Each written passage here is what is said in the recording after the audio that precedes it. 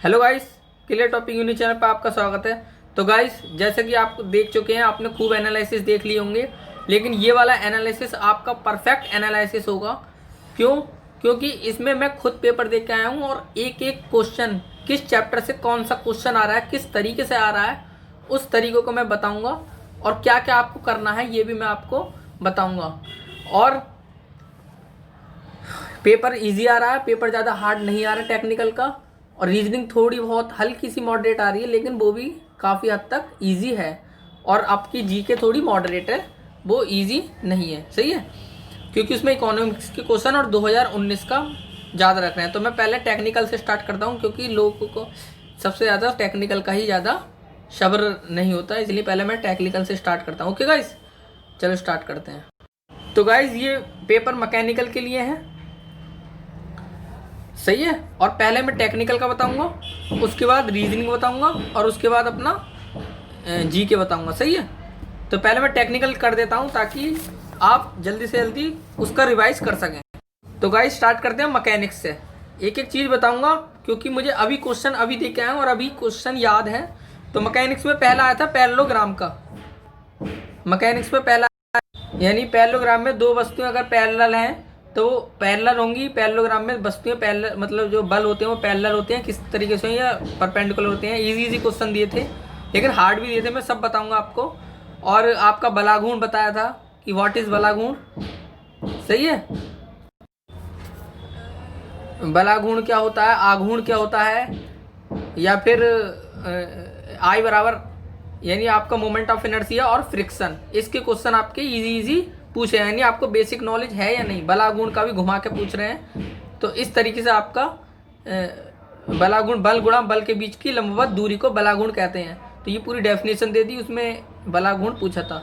अगला है अपना सोम से क्या आया था। केवल दो तीन क्वेश्चन इसके रखे हुए थे, तो मैं एक एक क्वेश्चन बता दूंगा आपको, क्योंकि अभी मुझे पेपर दे के आया हूँ तो याद भी है। ओके गाइस, तो सोम में अपना आया था, सोम में काफ़ी क्वेश्चन दिखे थे, जिसमें कि यील्ड स्ट्रेस के बारे में पूछा था और डेफिनेशन पूछी थी जो पदार्थ के क्या क्या प्रकार होते हैं, मतलब स्ट्रेस स्ट्रेन की। स्ट्रेस स्ट्रेन, ये स्ट्रेस है नॉर्मल नहीं, ये इन्होंने मतलब क्वेश्चन घुमा घुमा के दे रहे हैं थोड़ा। तो स्ट्रेस स्ट्रेन का भी इन्होंने, ये अपना स्ट्रेस है माइल्ड स्ट्रेन, स्ट्रेस के लिए जो कर्व है, माइल्ड स्टील के लिए स्ट्रेस स्ट्रेन का कर्व है, उसमें इस तरीके से ये आपको पता होगा। तो ये पूछ लेते हैं कि अगर आपका यील्ड स्ट्रेस इससे ज़्यादा है, यानी कहाँ पर आपकी यील्ड स्ट्रेस है, कहाँ पर अपर लिमिट है, कहाँ पर लोअर यील्ड स्ट्रेस है, ये ए पॉइंट है। ये चीज़ पूछ रहे हैं आपका ग्राफ से। जैसे जैसे याद आता है मैं बता दूं गाइस। एफिशिएंसी आपको याद करने लेनी है, रटने लेनी है, सबकी की रैंकाइन की कितनी होती है और कार्नोट की कितनी होती है, और सबकी एफिशिएंसी, और मतलब नोजल की एफिशिएंसी, वाष्प इंजन की एफिशिएंसी, सबकी एफिशिएंसी रट लेना 40 से 45% कितनी होती है अप टू। तो ये मुझे याद आ गया था, तुरंत बताते जा रहा हूँ, लेकिन लाइन से बताने की कोशिश करूँगा आपको। ये आपको सिर्फ मैं कह रहा हूँ ना गाइस, लोग आपको हार्ड बताते जाए यूट्यूब पे कि इतने भारी भारी न्यूमेरिकल एक भी नहीं था। न्यूमेरिकल मात्र 2 न्यूमेरिकल थे। एक एफिशिएंसी पे था, एक अपना एफिशिएंसी पे था 1 - T2/T1 ओनली, और एक अपना रेफ्रिजरेटर पे था, एफिशिएंसी पूछी थी Q/W, जिसमें कि आपका टीसी केवल 2 न्यूमेरिकल थे। आपको हार्ड न्यूमेरिकल की क्या जरूरत है। और मैंने पहले कहा था क्वालिटी कंटेंट पे ध्यान दीजिए गाइस। मेरी 2 वीडियो जो मैंने बनाई थी गाइस, यकीन नहीं मानेंगे आप, मैंने 2 वीडियो बनाई थी, जिसमें कि मैंने फुल कॉन्सेप्ट एक ही वीडियो में, 45 मिनट की वीडियो है, फुल कॉन्सेप्ट और प्लस न्यूमेरिकल, मतलब शॉर्ट नोट्स पूरे दे दिए थे एक ही वीडियो में। लिंक आपको डिस्क्रिप्शन में मिल जाएगा। अब भी आपका पेपर नहीं दिया हुआ हो तो देख लेना, फुल पूरा का पूरा पेपर उसमें से रखा हुआ था, केवल मेरी एक इस वीडियो से। और एक मैंने 30 दिन का महासंग्राम चलाया था, 30 दिन का महासंग्राम, जिसमें कि मैंने आपको बताया था कि जो हमारे मॉडरेट लेवल के क्वेश्चन है, जो हमारे जिसमें हमारा अटकते हैं हम, वो मैंने सीरीज चलाई थी, वो सीरीज देख लेना। और एक मैंने सिल्ली मिस्टेक की सीरीज चलाई थी, जो हमारी मिस्टेक हो जाती है, वो मात्र 3-3 मिनट की या 2-2 मिनट की वीडियो है, वो देख लेना। उन तीनों के अलावा अगर एक भी क्वेश्चन बाहर गया हो तो गाइस देख लेना, एक एक क्वेश्चन रखा हुआ है उसका, सिर्फ मेरी 3 वीडियो से। एक मैंने पूरा एक ही वीडियो में सारा कॉन्सेप्ट कवर करे थे, 45 मिनट की वीडियो है। दूसरी सिल्ली मिस्टेक मैकेनिकल, जो कि मेरी 2-3 मिनट की वीडियो है, ये भी 15-20 वीडियो है, केवल 2-3 मिनट की वीडियो। और तीसरा मेरा 30 दिन का महासंग्राम, जिसमें कि मैंने एसएससी जेई के इंपॉर्टेंट क्वेश्चन बताए थे, जिसमें हम अटकते हैं या फिर जो मॉडरेट लेवल के हैं, ईजी नहीं मिलेंगे इसमें भी। इन तीनों में से पूरा पेपर रखा हुआ था, मानेंगे। जहां आप पूरे हार्ड क्वेश्चन पढ़ लेते, मोहर सर्कल पढ़ लेते, इतना हार्ड पढ़ लेते, क्वेश्चन हार्ड लगा रहे थे, न्यूमेरिकल हार्ड, लेकिन कुछ नहीं आया। सब उन्होंने बेसिक रखा है, और मैंने सबसे पहले बेसिक पे ही जोड़ दिया था आपका। नहीं यकीन हो तो तीनों वीडियो देख के जाना, आपको अगले 2 पेपर उसमें से ही रखोगे मिलेंगे। उन्होंने सिर्फ बेसिक पे पकड़ रखनी है अपनी, बेसिक से थोड़ी गहराई पे कुछ भी नहीं आपका छूटेगा। और मैंने सबसे पहले इन तीनों वीडियो में यही चीज़ कवर करी है। ये बेसिक ये नहीं कि आपको मैंने स्ट्रेस स्ट्रेन बताया, नहीं, मैंने ट्रिक्स ही बताया है, और मैंने अपना कॉन्सेप्ट बताया है कि ऐसे ऐसे रख सकते हैं। इन तीनों वीडियो को देख लीजिए, आपको पता चल जाएगा। ओके गाइस, तो अब मैं स्टार्ट करता हूँ। 100 में अपना यही पूछा था, केवल ये पूछा था कि मोहर सर्कल पूरा नहीं पूछा था। एक याद आ गई, ट्रिपल पॉइंट के बारे में पूछा था। जैसे जैसे याद आता है, मोहर सर्कल में कुछ भी नहीं पूछा था, बस ये पूछा था कि 2D और 3D, यानी 2D किसमें, 2D जो दिखाते हैं हम, वो मोहर किस में दिखाते हैं, तो ए उसमें दिखाते हैं, ABCD 3 वो थे। तो मोहर सर्कल में ये एक जो अपनी 3D वाली डायग्राम को हम 2D में या इसमें दिखा सकते हैं। मोहर सर्कल में सिर्फ मोहर सर्कल, बस इतना पूछा था, और आप पूरा मोहर सर्कल रटते जा रहे हैं। तो गाइस 100 में केवल आपको माइल्ड स्टील का डायग्राम देखते हुए जाना है, और मोहर सर्कल थोड़ा बहुत देखना है, और कुछ नहीं पूछ रहे। और थोड़ा बहुत जो अपने पदार्थ हैं, मतलब स्टिफनेस क्या होता है, और जितने भी होते हैं इसमें, यील्ड स्ट्रेस क्या होता है, ये चीज़ देखनी हो। इसके अलावा कुछ नहीं आ रहा है इसमें। नेक्स्ट है अपना, सबसे ज़्यादा क्वेश्चन जो है अपने टरबाइन से आ रहे हैं, टरबाइन से आ रहे हैं, पंप से आ रहे हैं, इन पर ज़्यादा करा है। और आपका जो MMS है, यानी मटेरियल जो है, उसका पूछ रहे हैं कि V बराबर कितना मिलाने पर, बट थोड़े हार्ड क्वेश्चन बना रहे हैं। V बराबर 0.06 किस में कितना प्रतिशत होता है, ये आपको कंपोजिशन याद रखने हैं, अगर रख सकते हैं। वैसे टाइम वेस्ट करने की जरूरत नहीं है, लेकिन मैं बता दूं इसके क्वेश्चन हार्ड आ रहे हैं। सही है। तो गाइस FM में आपको सबकी डेफिनेशन याद रख लेनी है, W, घनत्व, ये सारी डेफिनेशन याद रखनी है। कौन किसका उल्टा होता है, ये चीज़ ऐसे पूछ रहे हैं। और श्यानता के बारे में बहुत पूछा है। विस्कोसिटी, सही है, विस्कोसिटी याद कर लेना। और अपना पृष्ठ तनाव क्या होता है, ये पता ही होगा आपको। और एक क्वेश्चन आपका इससे आया था, न्यूटनी तरल या नॉन न्यूटनी तरल क्या होते हैं, न्यूटन फ्लूइड क्या होते हैं। तो इसकी पूरी वीडियो मैंने पूरी अच्छे से समझाया, उसका लिंक डिस्क्रिप्शन में है, जिसमें आपको मैंने पूरा बताया था कि अपना यहाँ से ये न्यूटन होता है, और ये आइडल प्लास्टिक होता है, ये आइडल द्रव होता है। इस पूरा बताया मैंने अच्छे से क्लियर करके, जो मेरी वीडियो में से ये समझ लिए सब कुछ आपको बता चुका हूँ। लेकिन क्या है, लोग लंबे पे भागते हैं और गेट के न्यूमेरिकल सॉल्व करने हैं, नहीं, सिर्फ SSC JEE यही अपना। गाइस सबसे ज़्यादा जो क्वेश्चन आए वो नोजल से बहुत क्वेश्चन आ रहे हैं कि कौन सी नोजल में क्या चीज़, मतलब वाष्प डाइवर्जेंट होती है, कन्वर्जेंट होती है। और नोजल आ गया।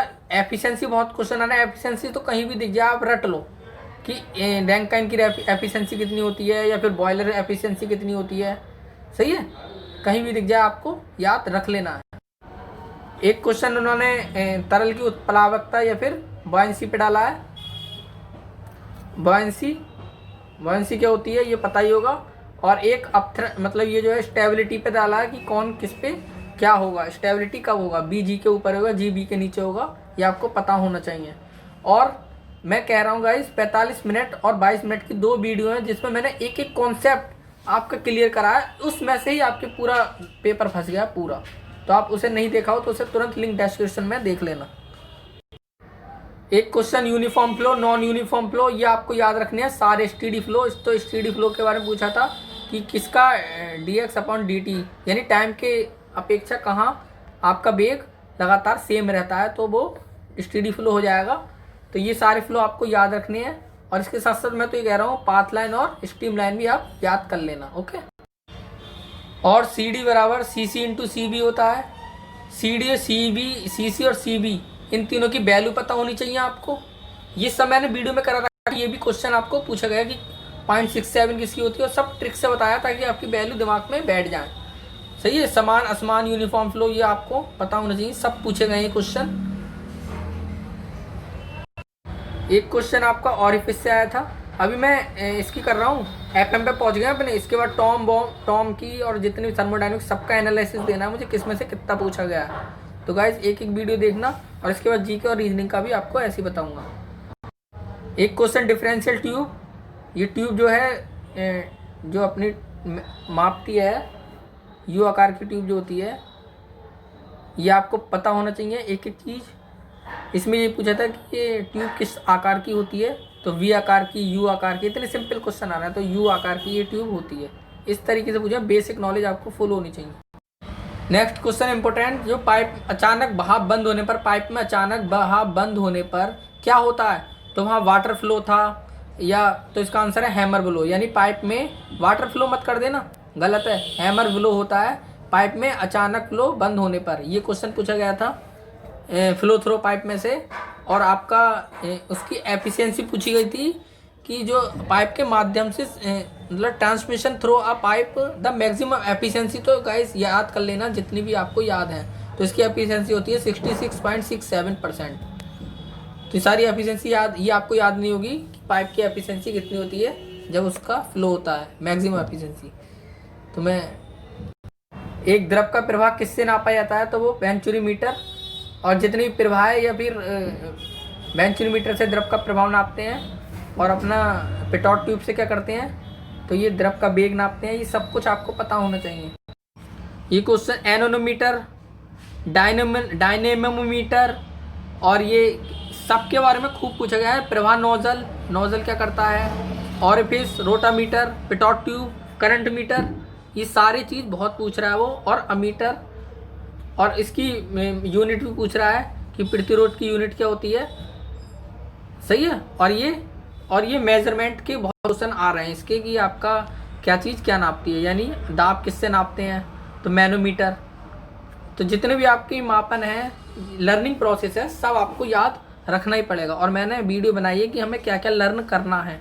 इसकी वीडियो बना दी कि मुझे क्या क्या लर्न करना है, उसकी वीडियो अलग बनाई जिसमें ना कोई कॉन्सेप्ट चलता है ना कुछ, जिसमें एफिशिएंसी आपको याद करनी है। तो याद करनी पड़ेंगी, रैंक इनकी ये इतनी होती है। तो ये वीडियो भी मैं बना चुका हूँ, लेकिन क्या है, आपको भागना है हार्ड के पीछे। अरे पहले उसे तो कर लो जो इजी कहाँ है। ये जो वीडियो मैंने बनाई है उसमें सिर्फ वो रिलेवेंट पे मैंने फोकस करा है, जिसमें मैंने, आप देखना, विजिट करना मेरा चैनल, जिसमें मैंने क्या कर रखा है कि जितने भी मॉक टेस्ट हैं उसके मैंने एनालिसिस क्वेश्चन आपको दिए हैं। 100 मॉक के एनालिसिस क्वेश्चन जो 8-9 महीने की है, उसमें से पूरा पेपर फंसा है, लेकिन वो टाइम नहीं बचा आपके पास। और दूसरी बात, 30 दिन का महा मॉक सीरीज चलाई थी, जिसमें मैंने सिर्फ और सिर्फ आपको वो क्वेश्चन बताए थे जिसमें हम अटकते हैं, जिसमें हमारा कंफ्यूजन होता है, वो ही हमारे लिए इंपॉर्टेंट हो जाते हैं, और वो ही क्वेश्चन रखते हैं वो।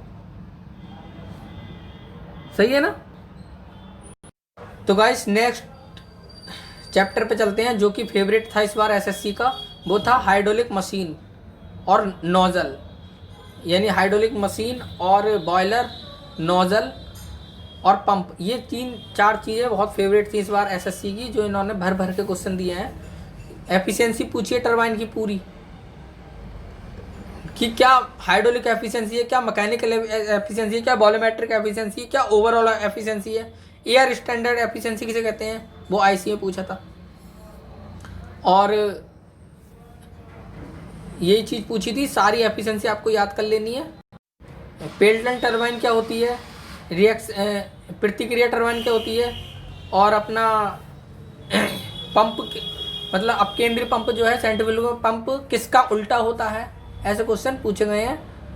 और किस पर गतिज ऊर्जा होती है, मतलब पेल्टन टरबाइन में या फिर रिएक्शन टरबाइन में, किस में गतिज ऊर्जा होती है। तो इसके क्वेश्चन बहुत पूछे गए हैं, सबसे ज़्यादा फेवरेट यही चैप्टर रहा है। सही है। तो इसे आप ढंग से देख लें, हाइड्रोलिक HM हाइड्रोलिक मशीन को। सही है। एक क्वेश्चन था आपका कैविटेशन का, कि कैविटेशन किसे कहते हैं, आपको पता होना चाहिए। जब किसी स्थान का दबाव उस द्रव के संतृप्त दाब के समान दबाव तक पहुंच जाता है ना, उसे कैविटेशन कहते हैं। यानी pressure at any location reaches pressure equal to the saturated vapour pressure of the liquid. यानी कहते नहीं कि वो, लेकिन एटीएम से भी ज़्यादा नहीं होना चाहिए, एटीएम के बराबर या एटीएम से कम रहना चाहिए, तभी वो कैविटेशन की घटना हो जाती है। तो सही है, कैविटेशन का आपको पूरा पता होना चाहिए। अब केंद्रीय पंप के बारे में खूब पूछा गया था, सेंट्रीफ्यूगल पंप इनका फेवरेट टॉपिक था, जिसमें कि आपको मतलब आपको ये पता होना चाहिए जो Q होता है वो N के, H होता है वो N स्क्वायर D स्क्वायर के साथ होता है। ये सारे आपको सिस्टम ये पता होने चाहिए। अब पानी कहाँ से प्रवेश करता है, अब केंद्रीय पंप का आपको एक एक चीज़ पता होनी है। इसकी NS बराबर N√Q अपॉन H के ओवर 3/4 इसका फॉर्मूला होता है। और ये भी कहते हैं कि यानी पावर किसके समानुपाती होती है। ये क्वेश्चन बहुत इंपॉर्टेंट है, ये HM के बहुत पूछे गए थे। तो अब केंद्रीय पंप में पावर चाल वाला क्वेश्चन पूछा था, पावर जो है चाल के समानुपाती होता है। पावर जो है चाल पूछा था, पावर चाल के समानुपाती होता है। पावर चाल के स्क्वायर के होता है, पावर चाल के 3 के पावर होता है। यह पावर D के क्या होता है, D में संबंध, तो ये आप सबको याद करना है। पावर जो है D के 5 की घात के 5 के पावर के होता है। सही है, तो ये चीज़ आपको अब केंद्रीय पंप की भी कर देनी है और टरबाइन की भी कर देनी है। ये दोनों की मैंने ट्रिक बता रखी है। सही है, एक क्वेश्चन रेसिप्रोकेटिंग पंप पे था। सही है, तो ये पंप और हाइड्रोलिक मशीन तो बहुत इंपॉर्टेंट है गाइस, इस बार बहुत पूछ रहे हैं। और अगला अपना आता है, अब नेक्स्ट चैप्टर आता है थर्मोडायनेमिक्स। थर्मोडायनेमिक्स बेसिक क्वेश्चन पूछे गए थे इसके, ज़्यादा हार्ड नहीं थे, जिसमें कि CP CV इनकी वैल्यू पूछी गई थी, CP माइनस CV की वैल्यू पूछी गई थी, और आपकी साइकिल पूछी गई थी, यानी ऑटो साइकिल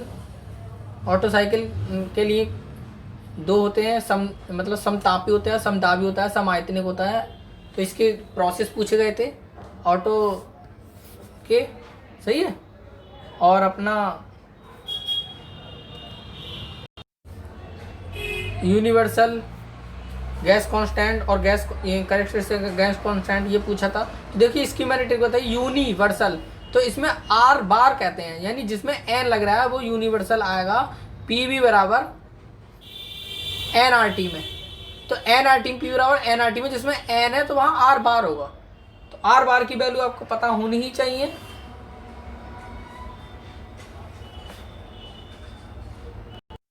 तो R बार की वैल्यू होती है 8.314 जूल पर मोल केल्विन। देखिए जो इसका बिल्कुल बेसिक है वो जरूर निपटा लेना, यानी मोलर कॉन्सेप्ट जो है इसका, जैसे कि the most probable velocity of the gas molecules, तो 2kT upon m under root में, मतलब ये चीज़ निपटा देना जो कि हम छोड़ देते हैं। परमाणु गैस के लिए अपेक्षित ऊष्मा का मान क्या होता है, तो 1.67 होता है।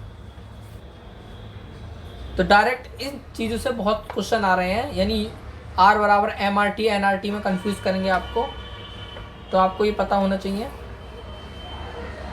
साइकिल आपको पूरी पता होना चाहिए। साइकिल के बहुत आ रहे हैं, कार्नोट साइकिल, रैंकिन साइकिल, और इनकी एफिशिएंसी क्या होती है।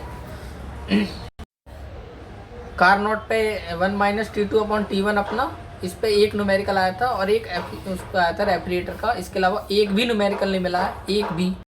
तो गाइस ये भी चैप्टर खत्म, थर्मो से इतने क्वेश्चन मिले थे। अगला क्वेश्चन है अपना स्टीम बॉयलर, जिससे भर के क्वेश्चन आए थे, यानी 2-4 ही चैप्टर पकड़ते हैं ये, और उसमें से ही आपको पूरा पेपर सेट कर देते हैं। जैसे HM करा था, अब नेक्स्ट चैप्टर इन्होंने बॉयलर पकड़ लिया था, जो कि बहुत बेसिक लेवल और बहुत अच्छे भी क्वेश्चन थे, मॉडरेट लेवल के भी, लेकिन बहुत ईजी थे। आप आराम से कर लेंगे अगर आपकी 1 साल पहले से तैयारी चल रही है तो। सही है, और फ्रेशर है तो अभी कोई डरने की जरूरत नहीं है, यानी आपको सारे बॉयलर पता होने चाहिए, पहली बात तो ये। उसके बाद उनके जो भी फिजिकल प्लग, जो भी उनके आइटम लगे होते हैं, जो भी हैं फिजिकल प्लग और ब्लो ऑफ कॉक, ये क्वेश्चन आया था, इनका क्या क्या यूज़ होता है वो भी आपको पता होना चाहिए। और तीसरी बात, कितने बॉयलर में कौन सी फ्लो ट्यूब, यानी जो फ्लू ट्यूब होती हैं अपनी, वो कौन से बॉयलर में कितनी होती हैं, ये क्वेश्चन पूछा गया था। कॉर्निस का पूछा गया था कितनी फ्लू ट्यूब्स होती हैं, अब बेंसन में नहीं होती है, कॉर्निश में पूछा था इस बार, इसकी कॉर्निश में एक ही होती है फ्लू ट्यूब, सही है।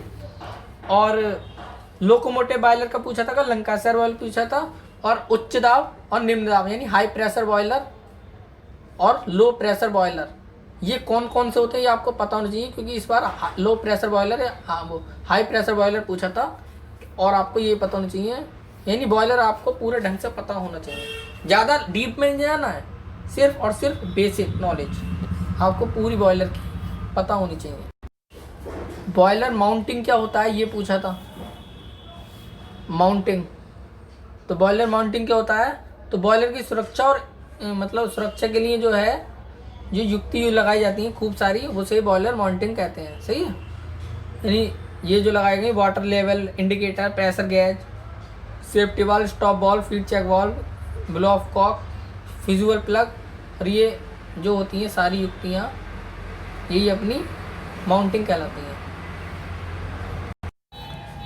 बॉयलर एफिशिएंसी से पूछा गया था, एफिशिएंसी तो किसी की छोड़ ही नहीं रहे, चाहे पूरे मैकेनिकल में जो भी एफिशिएंसी है, चाहे याद करने वाली हो या एफिशिएंसी आपको फॉर्मूले वाली हो, सब आपको याद करके जानी है।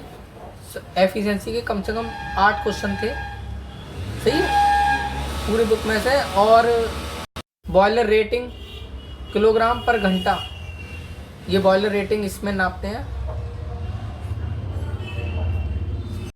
यानी बॉयलर एफिशिएंसी क्या हो गई अपनी, जो एक्चुअल एफिशिएंसी है, जो एक्चुअल हीट है और अपॉन में जो हम यूज़ कर रहे हैं ऊष्मा, यानी जो हम हीट यूज़ कर रहे हैं उसका जो अनुपात है वो अपनी बॉयलर एफिशिएंसी हो गई। तो the ratio of heat which is actually use to steam, यानी स्टीम में जो यूज़ कर रहे हैं और एक्चुअल हीट का अनुपात जो हो गई वो अपनी ये अपनी हो गई। तो बॉयलर के लिए ऊष्मा गुणांक कितना होता है, वो 1 से अधिक होता है, सही है, ऊष्मा गुणांक। तो बस बॉयलर के इतने क्वेश्चन थे। नेक्स्ट क्वेश्चन इनका अच्छा क्वेश्चन, अच्छा chapter, property of pure substance से क्वेश्चन पूछे गए थे, जिसमें ट्रिपल पॉइंट वगैरह तो आपको नॉर्मली लगेंगे ही याद, ये आपके ट्रिपल पॉइंट आपको पता होने चाहिए। इसका सब्लिमेशन का क्वेश्चन पूछा था, सब्लिमेशन क्या होता है तो ये भी आपको पता होना चाहिए, सही है। और इसमें ड्राइनेक्स फ्रिक्शन, ये इस पर एक न्यूमेरिकल आया था, जिसमें आप x = mb/mb + ml लगा के आप इजी सा इसका आंसर हो जाएगा। और आपको डोम के बारे में मैंने पूरा मतलब प्रॉपर्टी ऑफ प्योर सब्सटेंस देख सकते हैं, 2 दिन पहले मैंने इस पर पूरी वीडियो बनाई थी, डिटेल सहित बुक बनाई थी, जो क्वेश्चन आते हैं और वो ही क्वेश्चन आ गए। मैंने पूरा डोम के बारे में बताया था, मुझे लग रहा था कि इसके क्वेश्चन खूब ज़्यादा आएंगे, और इसमें से कम 4-5-6 क्वेश्चन फंसे हैं उस वीडियो से। तो आप देख लेना कि ये L+V होता है, ये L होता है, यहाँ V होता है, और इसे क्या कहते हैं, सुपर हीटेड, इसे कहते हैं सुपर कूल्ड रीजन, और यहाँ होता है क्रिटिकल पॉइंट। तो इसके मैंने थोड़े मॉडरेट लेवल के क्वेश्चन मेरी वीडियो में पढ़े हैं, वो देख लेना, सबके लिंक आपको डिस्क्रिप्शन में मिल जाएगा, जिसमें मेरा पूरा कॉन्सेप्ट वाली वीडियो, जिसमें 1-2 वीडियो में मैंने फुल कॉन्सेप्ट मैकेनिकल का दे दिया है, और मेरी 30 दिन की महासंग्राम, जिसमें कि मैंने 30 दिन तक 15 वीडियो बनाई है, जो कि आपको इम्पोर्टेंट क्वेश्चन है, मिक्स क्वेश्चन मिलेंगे उसके, जो एनालिसिस करोगे हैं बहुत रिलेवेंट क्वेश्चन मिलेंगे, और एक मैकेनिकल ट्रिक यानी आपकी सिल्ली मिस्टेक मैकेनिकल, इन तीनों को देख लेंगे, आपका आराम से 80 से प्लस जाएगा स्कोर, आराम से, गारंटी गाइस। तो ये मुश्किल से ज़्यादा लंबी सीरीज नहीं है, इसलिए मैंने बनाई ताकि आपको टाइम सेव हो, मात्र 3 मिनट की सिल्ली मिस्टेक मैकेनिकल की वीडियो मेरी, और आपका एक टॉपिक तुरंत क्लियर।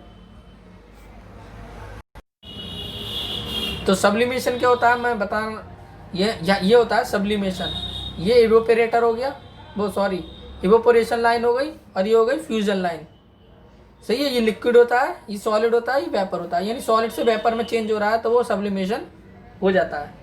तो आपका क्या पता है, इवोपोरेशन लाइन आ गई या फ्यूजन लाइन आ सकती है, सही है। तो एसएससी की 2 फेवरेट चैप्टर रह गए हैं, वो हम बता रहे हैं।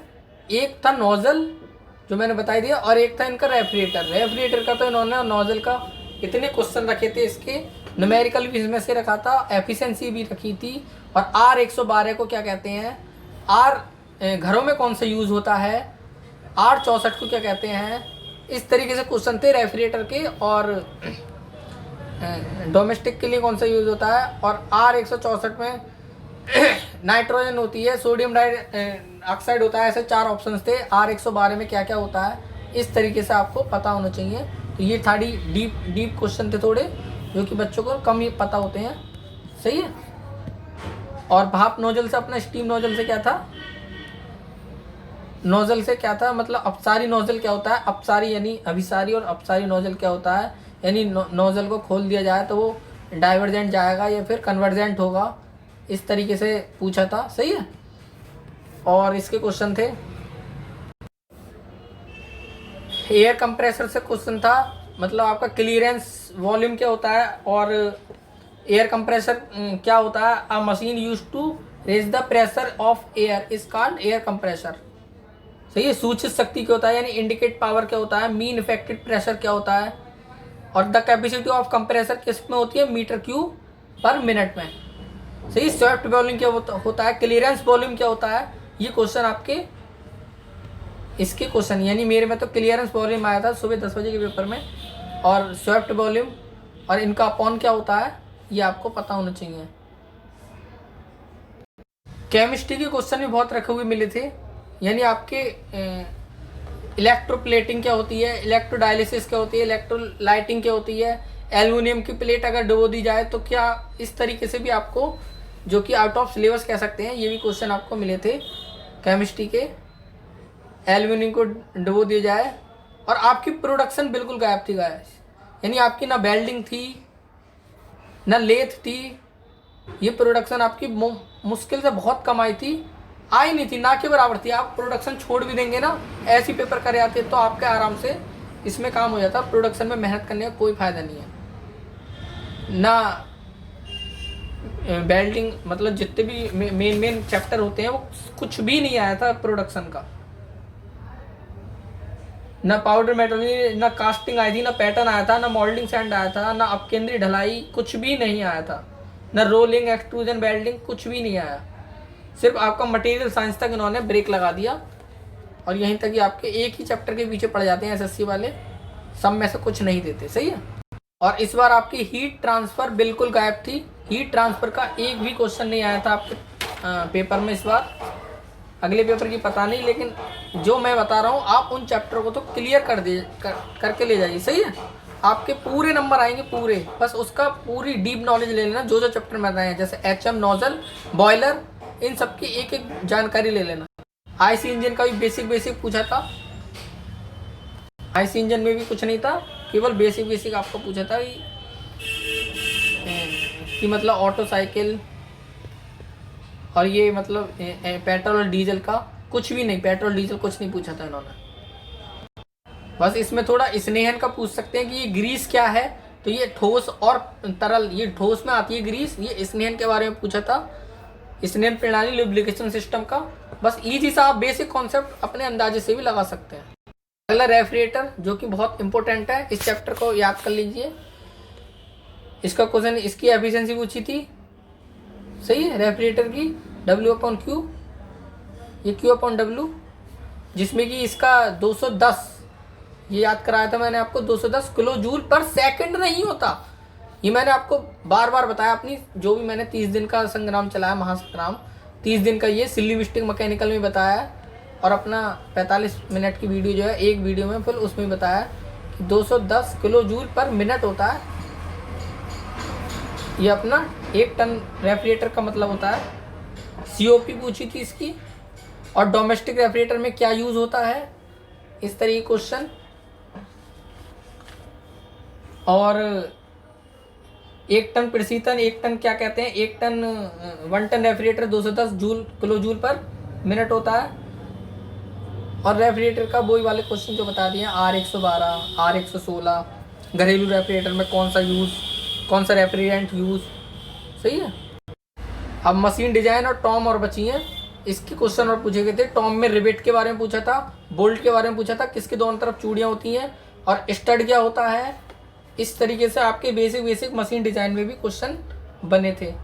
और आपके ये जो है, और एक एमएमएस। इसका और बता दूं, एमएमएस का तो आप ना ही देखें तो ही अच्छा है।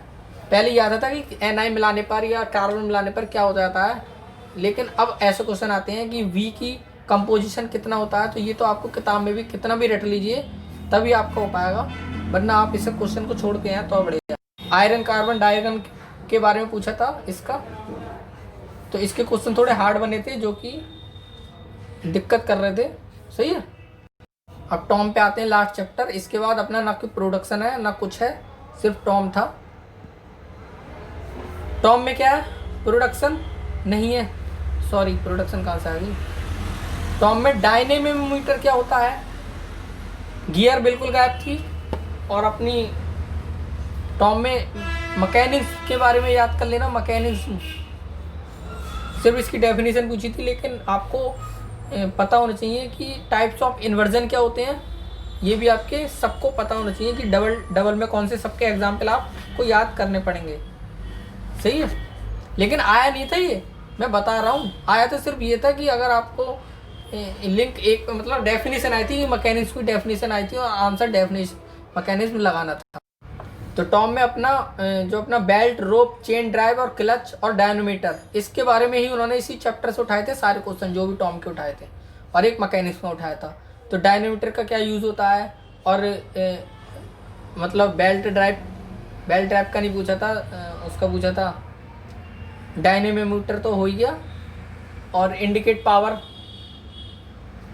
और एक क्वेश्चन उसका आया था जो निर्वात दाब और एटमॉस्फेरिक प्रेशर, निर्वात दाब हिंदी में बता रहा हूँ, यानी ये वाली लाइन जो होती है, और एटमॉस्फेरिक प्रेशर इस किसे कहते हैं, इसकी डेफिनेशन आपको पता होनी चाहिए कि एटमॉस्फेरिक प्रेशर माइनस क्या होता है, सॉरी। तो अपना जो पीएन निरपेक्ष दाब होता है वो पीजी गेज दाब प्लस एटमॉस्फेरिक प्रेशर के बराबर होता है। ये आपका क्वेश्चन आया था। और अब मैं आपको जल्दी जल्दी आंसर भी बता दूं कुछ के जो मुझे याद आते जा रहे हैं।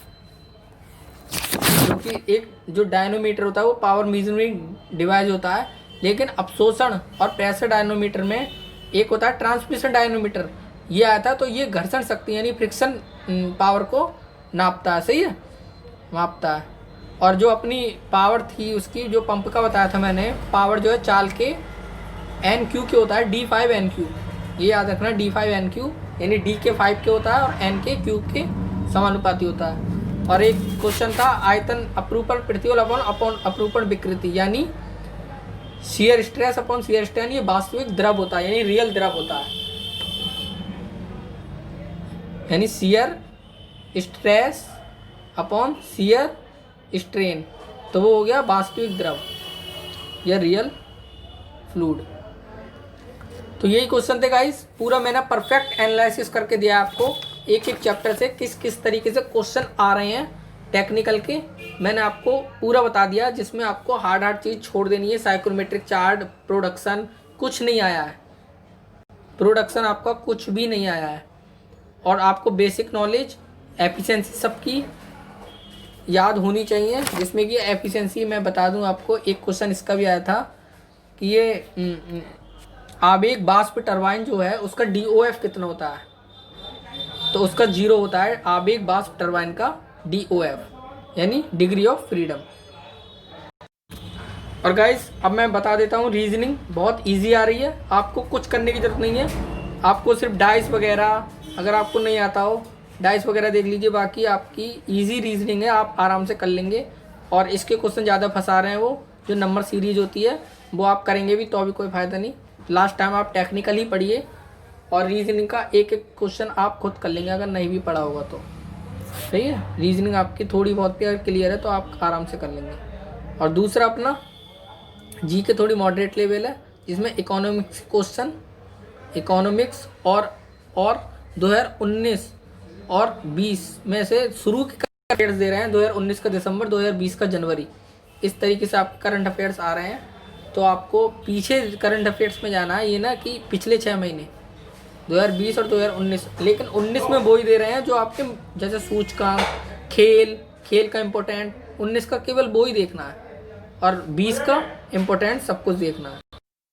तो रीजनिंग में रिलेशन वाले वही जो आते हैं नॉर्मल, लेकिन एक रिलेशन वाला A + B भाग C-D, इस तरीके का देख लेना जो कंफ्यूज कर रहा है, और एक सब उत्तर की ओर मुँह करके बैठे हैं, इस तरीके से क्वेश्चन आप जिन्हें जो आप कंफ्यूज करते हैं वो रीजनिंग देख सकते हैं। वैसे तो सब पेपर सही था, अच्छा था, लेकिन वैकेंसी कम होने के कारण बच्चों ने पेपर छोड़ा भी बहुत है। मात्र एक एक कमरे में मुश्किल से 20 बच्चे भी नहीं थे, जो कि 100 सीट की होती है। तो यही था गाइस परफेक्ट एनालिसिस। और मैं बता दूं, अब आप पेपर जाने से पहले आप छोटी छोटी, पहले आप मेरी सिली मिस्टेक मैकेनिकल सीरीज देख लें जो 2-2 मिनट की। आप सारा काम छोड़ के पहले ये वीडियो देखिए, एक 45 मिनट की, आप 45 और 22 मिनट की 2 वीडियो जो फुल कॉन्सेप्ट मैंने दे दिया, फुल रिवीजन कराया उसमें, full concept, full short notes उसमें मैंने बिल्कुल क्लियर आपको वीडियो मिलेगी। लिंक सबको आपको डिस्क्रिप्शन में मिल जाएगा। ये दोनों तो आपको देखना ही है। और तीसरा, अगर टाइम मिले तो 30 दिन के महासंग्राम के क्वेश्चन और देख लेना, आपका पूरा आराम से मैकेनिकल का एक भी क्वेश्चन नहीं अटकेगा गाइस। तो तीनों के लिंक डिस्क्रिप्शन में मैंने दे दिए हैं, आप देख लेना। और मेरे व्हाट्सअप चैनल, मेरे व्हाट्सअप लिंक से जुड़ जाइए, जो कि उसका लिंक भी डिस्क्रिप्शन में है, जिसमें मैंने पेपर एनालिसिस करके आपको दे दिया है। और ये तो हो ही गया। और चैनल को सब्सक्राइब जरूर कर देना गाइस, एक एक आपको मैंने इसका एनालिसिस देता रहूँगा।